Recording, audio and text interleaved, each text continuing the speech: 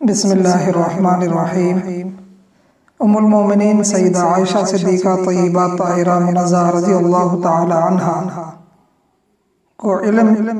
اور دین اور شریعت کو سمجھنے کا کتنا شوق تھا، کتنا جذبہ تھا،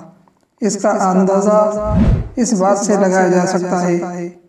کہ شریعت میں کتابوں کے اندر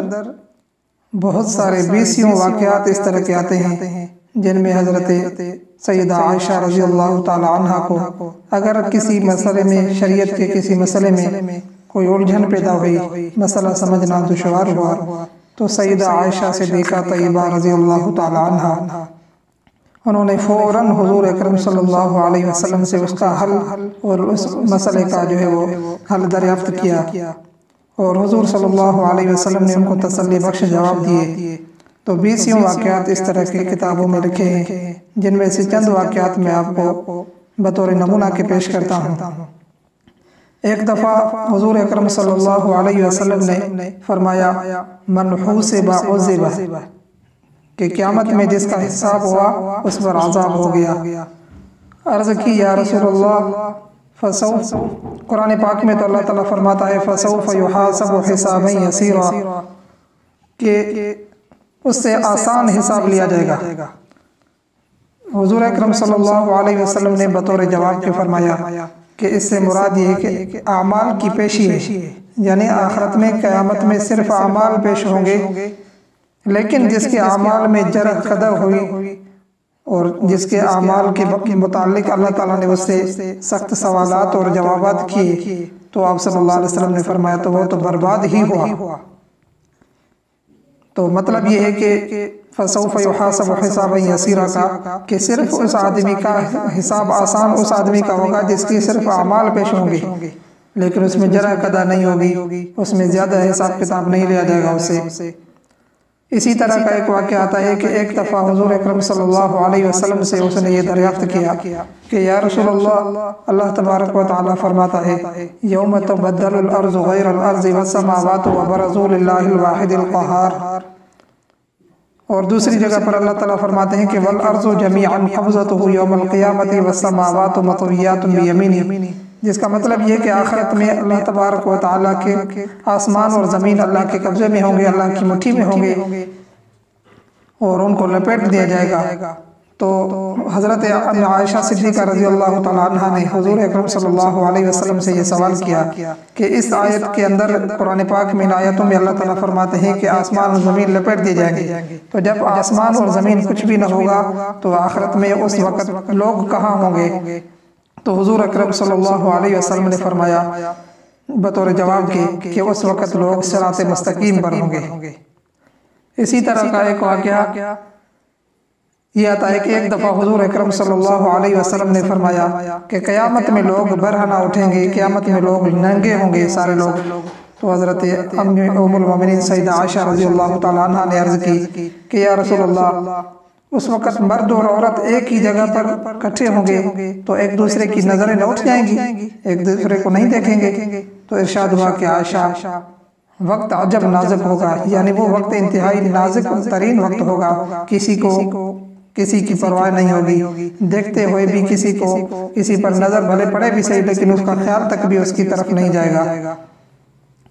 اسی طرح ایک دفعہ حضور اکرم صلی اللہ علیہ وسلم سے ایک مسئلہ دریافت کیا کہ یا رسول اللہ، قیامت میں ایک دوسرے کو کوئی یاد بھی کرے گا کہ جب نفسا نفسی کا عالم ہوگا تو کیا کوئی انسان کسی کو یاد بھی کرے گا؟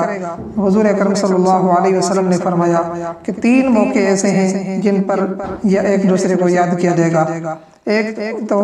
کہ جب اعمال لے جا رہے ہوں گے، فرشتے جب انسانوں کے اعمال لے جا رہے ہوں گے، اور دوسرا جب اعمال نامے بٹ رہے ہوں گے، اعمال نامے ایک دوسرے کو دیے جا رہے ہوں گے، تیسرے جب جہنم گرج کر رہی ہوگی کہ میں 3 قسم کے آدمیوں کے لیے مقرر ہوئی ہوں، تو اس وقت وہ آپ صلی اللہ علیہ وسلم نے فرمایا کہ ایک دوسرے کو ہر ایک آدمی یاد بھی کرے گا۔ اسی طرح کا ایک واقعہ یہ بھی آتا ہے کہ جہاد تو اسلام کا ایک فرض ہے،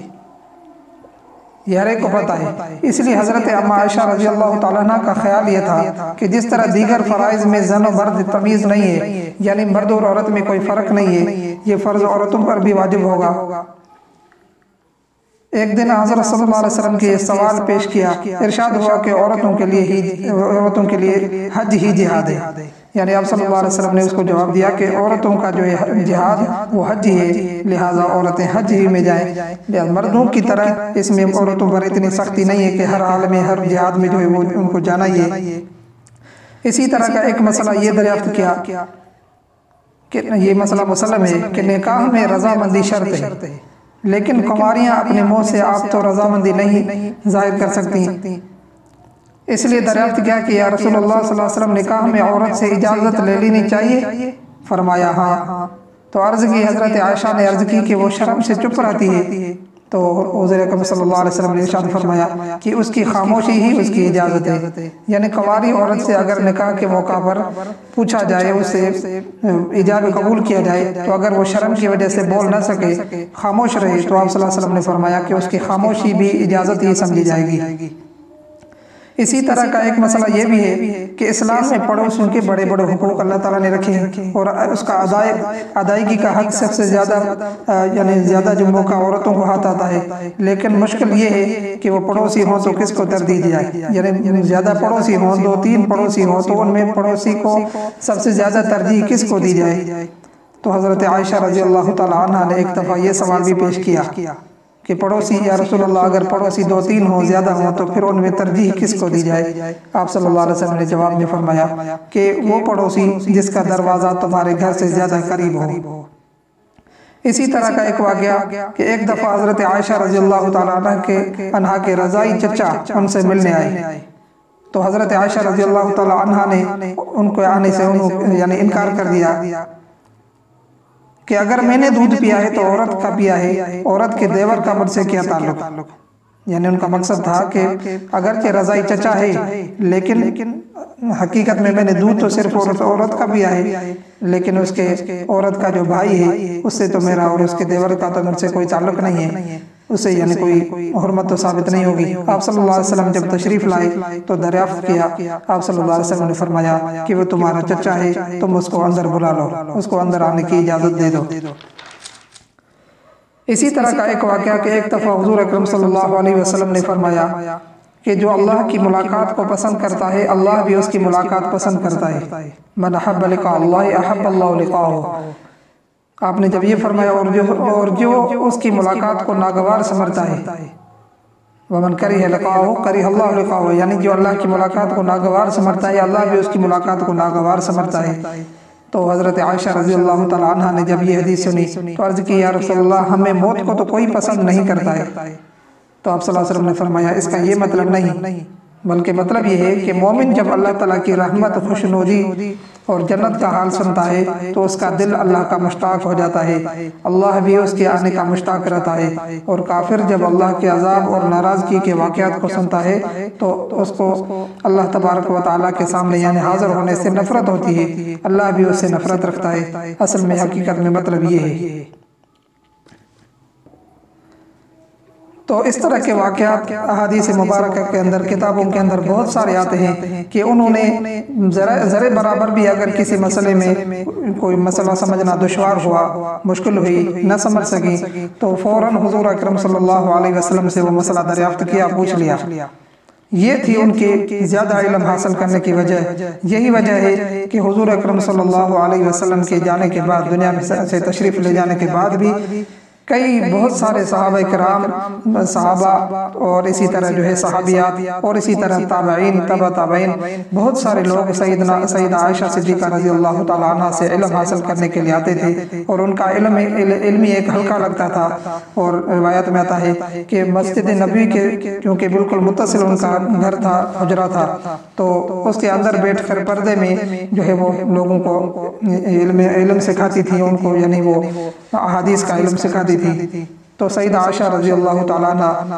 اسی وجہ سے جو علم میں مہارت رکھتی ہیں۔ بہت سارے صحابہ کرام، صحابیات اور جو ہے وہ تابعین کی استانی ہیں، ان کی استاد ہیں۔ دعا ہے کہ اللہ تبارک و تعالیٰ ہمیں ان کی قدر پہچاننے کی توفیق نصیب فرمائے۔ وآخر دعوانا ان الحمد للہ رب العالمین۔